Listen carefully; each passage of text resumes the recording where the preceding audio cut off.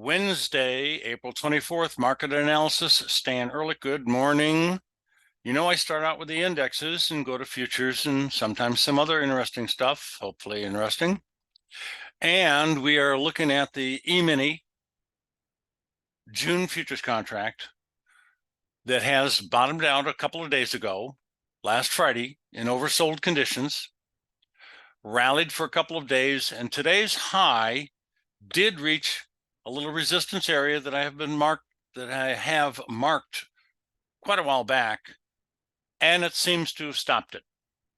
So we are pretty much low and last at the moment, down on the day some, and that resistance area was a slightly higher high than yesterday's pretty strong rally. We're not overbought. We don't have to get overbought. This is a downside correction I think is still in progress from a very big swing from October lows all the way up into the March highs. So I'm looking for a downside correction to about 49, to about 4,800, 4,900, 4,800 on the E-mini June futures contract. I think we're going to be there in another 2 or 3 weeks, and that could be, I hope, and I expect it to be a turning point into a rally for new high ground for the bull market, and up to probably August, September. Remember, October usually presents another downside correction buying opportunity. It's actually a little more than 90% likely, because of the last 30 years it only did not do it 3 times. Actually 31 years now.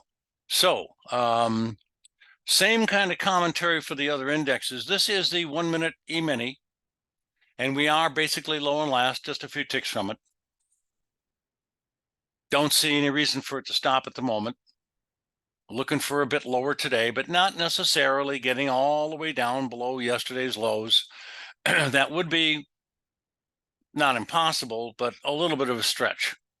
So a little bit more of a dip today. Supposedly we're down around 21 points now on the E-mini. Looking at the spider, of course, it's lower on the day by about 1.6, maybe a little bit more than that. Coming close to its lows, low and last, and could have a bearish engulfing, but again, kind of a stretch.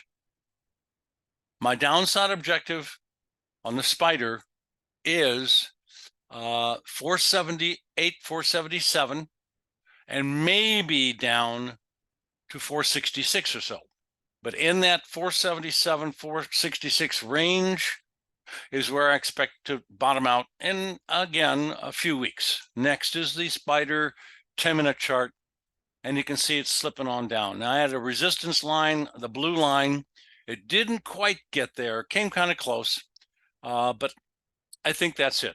Today's rally high may very well be the minor turning point to test lows and make new lows again in the next couple of weeks, a week or two, and keep on going for another week or two after that. Next, Qs, same commentary. Didn't quite get to my resistance area.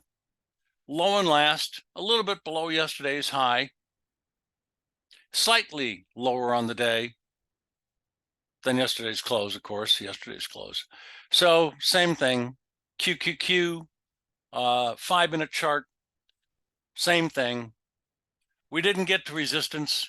That's not out of the question, but I think because of the gap up this morning and the rally we've had for about 3 days is about it. Next, we have the NASDAQ futures June, and it's the same story.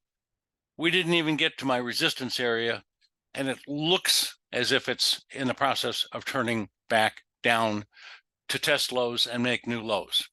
For the Qs, NASDAQ, I should say, futures contract, the June, I'm looking for 580, 590, 16,580, a little bit below 16,600, put it that way. Next is the same symbol, simply on a 1-minute chart, coming down pretty good. Now I have to point out that the June futures contract for the NASDAQ is in a little tiny bit of support from yesterday's last couple of hours of trading. And RSI is not really that low. So I think it's going to keep on slipping here. And we're going to go to the Russell. A doji, inside day. Couldn't even make a high higher than yesterday's highs, while the other ones did. Same commentary, looking for a test of the lows and probable new lows for the dip down here. Again, RTY, June futures, Russell, inside, trading range, down a bit on the day. Bonds. Well, as you know, they've been at the bottom of this channel for about a week, a little below it, and then back up above it again. And we are sitting right on the channel low right now at 11400. I'm expecting that it's probably going to make some new lows and drop out of the channel. My first downside minor objective is 112.15. That's not too far away, a point and a half maybe. And I'm not looking for interest rate futures to drop off very sharply or a lot. I'm looking for them to zigzag or drift their way down here for the next few weeks while the stock market indexes go down a bit more and a little bit faster than the interest rate futures. Then everything's going to turn around again in approximately a month, a little sooner, maybe a little after, and begin a major move up, in my opinion. 10-year notes, same thing. It might actually get close to its previous low back in October, which was the head of a head and shoulder bottom. Now, you might notice that today I've got all my strategies turned off, and I'm just looking at candlestick charts. A little change. The crude oil. And wait until you see natural gas. Wow, I don't know what happened there, but it certainly was a little bit of a surprise. It'll come up in a moment.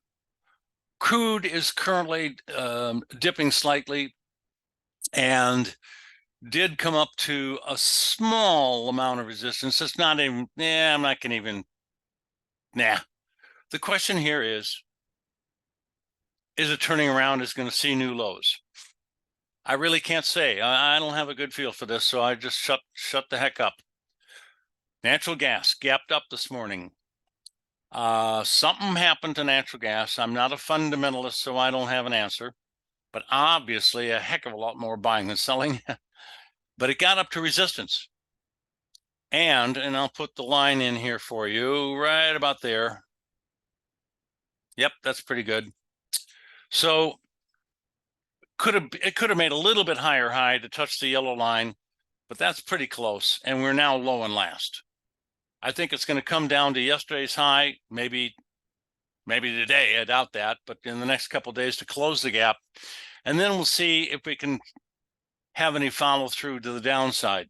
So I'm going to wait on natural gas also. What about gold? Relatively steady, slightly higher high. I still think it's got more downside likelihood. My first support area is down around the 2,224 range, $1, $2 or $3 higher or lower. So I'm looking for it to drop off some more. Silver's the same comment. It really, all of it, gold and silver, broke out to the downside just a couple of days ago, and they're staying down. So I think you're going to see more downside pressure and some modest new lows. And for silver, my next stopping point will be the bottom of this support area, which we are coming down into currently and yesterday, to 26 1/3. And if that does not hold, then you've got a little bit of a different story. I'd expect another leg down. Platinum has already done this. Over a week ago, it broke out of its little toppy thing after going all the way up to resistance in one single day and pulling out of it a tremendous amount. That was on the April 12th date. Now we're almost low and last again, and almost every single day has been down since that downside breakout. That's fairly unusual. Plus, we're coming down close to area of support. I'll put a little rectangle in here. I'm going to go back to that low and encompass most of these other lows for the zone. That's a little bit too red for my liking, and I'm going to make it a little thinner for you. So, okay, we'll go to 40 opacity, and that's a little bit better. Now, we're touching support. We're close to oversold, and a doji inside trading range. We could be very close to a turn back up, a decent bounce, but I'm not saying it's beginning yet. You could drop into that support range a little bit more. High grade copper, big head and shoulder bottom, fairly flat, unusual for it to be relatively flat. It worked perfectly. Big classic breakout, retracement around halfway back down to the neckline to maybe all the way, but it was right in the zone and in an area of support, separate situations. Turned around, went up to its minimum upside objective, surpassed that for a few days in a chunk price-wise, and is now starting to slip. Yesterday was quite a good down day, but now you came back to a little bit of support in here. So the question is it going to continue to trend higher? I see a bunch of divergences here for RSI being extremely high and then lower and lower. And at the same time, prices made the high and then a little bit higher again and again. So that's diverging from the indicator. Implication is it's topping out. I think that's probably the case. Today, we're up a little at the moment. So I'm looking for a retracement back to close this gap at 414. Next, soybeans, corn, wheat, bean oil, bean meal. I've been talking for the last few days about the possibility, it's going to take some time, of a rather very substantial long-term major bottom. So far, every single day since I started talking about it, and we did get a buy signal in soybeans on Friday, I believe, the 19th, which is the second low of a double bottom at the bottom of a support area. That's a profound support area. It goes back a couple of years. If we start closing above 1240, 1241 looks like a little bit more exact, then I'm going to be very adamant about a larger rally. There's an old gap to close back here. This is the daily data for the July beans. I'm not sure it'll live that long to close that old gap, but maybe the next contract month. I'm bullish. We got a bullish engulfing on Friday. It's working perfectly. Every day up so far. Every day since the bullish engulfing on Friday, Monday, Tuesday, and today, higher highs. We bumped against the top of this support area. So that's a reason for it to dribble around a little bit sideways and then push through it, which could be any time now, maybe the next couple of days.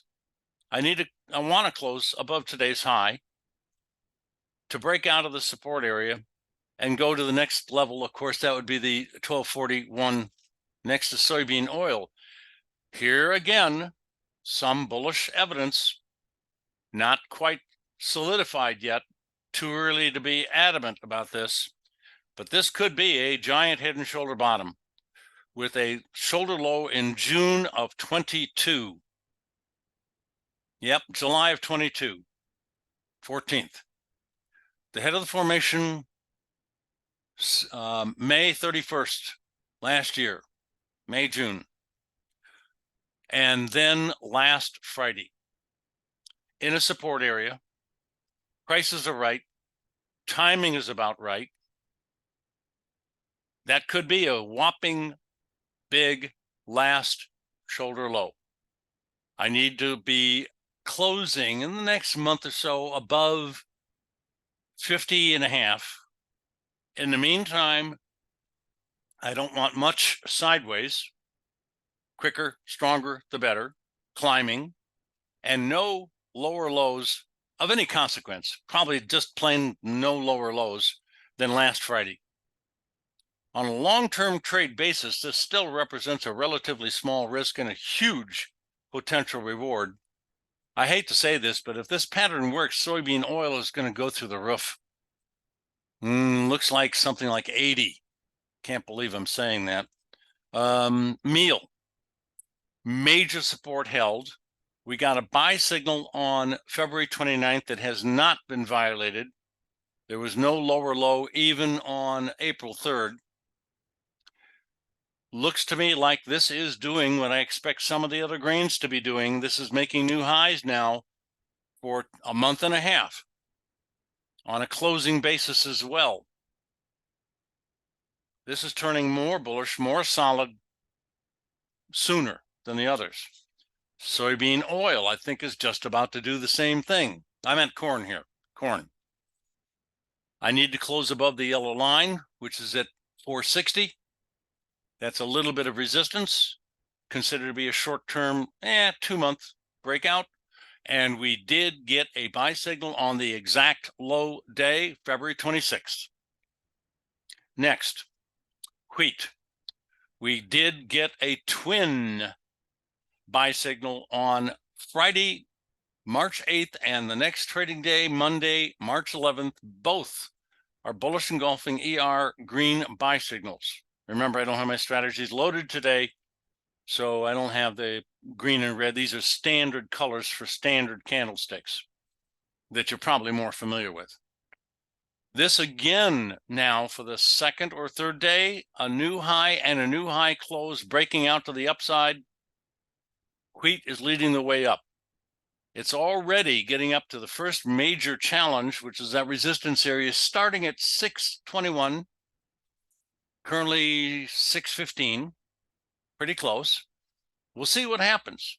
Also, you have to understand that we're now overbought today, and getting to resistance in an overbought condition implies it's going to turn down. So let's see if it turns down and how far down it goes. I don't want a big downside correction. I don't want a big downside move. I want it to go down a little bit, turn around and go through the resistance area, and potentially have a very powerful long-term breakout if it starts closing above 662. Next, a downside correction on cattle. Didn't get overbought, just simply turning back down. That's about the best I can say here. Don't see anything particularly profound at the moment. Remember, it closed yesterday, a small gap that it had on Monday's gap up opening, and it stayed up. So it gapped up and stayed up on Monday. And yesterday it closed the gap, but it's following through more today. Well, it looks like it's going to challenge the lows of the trend and maybe make even new lows. No great signals lately. We got the top of the hog market, outside down day, smack dab on top. And this does look like it might be turning down. I think there's a chance that the hog market may challenge support, which is around 103. There's another bit of support, kind of sloppy at 101 down to maybe even as low as 98. But below 98 gets serious. Then you're going to drop into some major support, which we could eat our way down into and through and finally get back into the support area again at the bottom of the bigger, longer-term trading range. That's it. I'm going to skip the ICE contracts today, and that'll be RBOB, sugar, cocoa, coffee, OJ, cotton. They'll be on my market analysis report tomorrow. You guys have a great day. Profitable trading to you.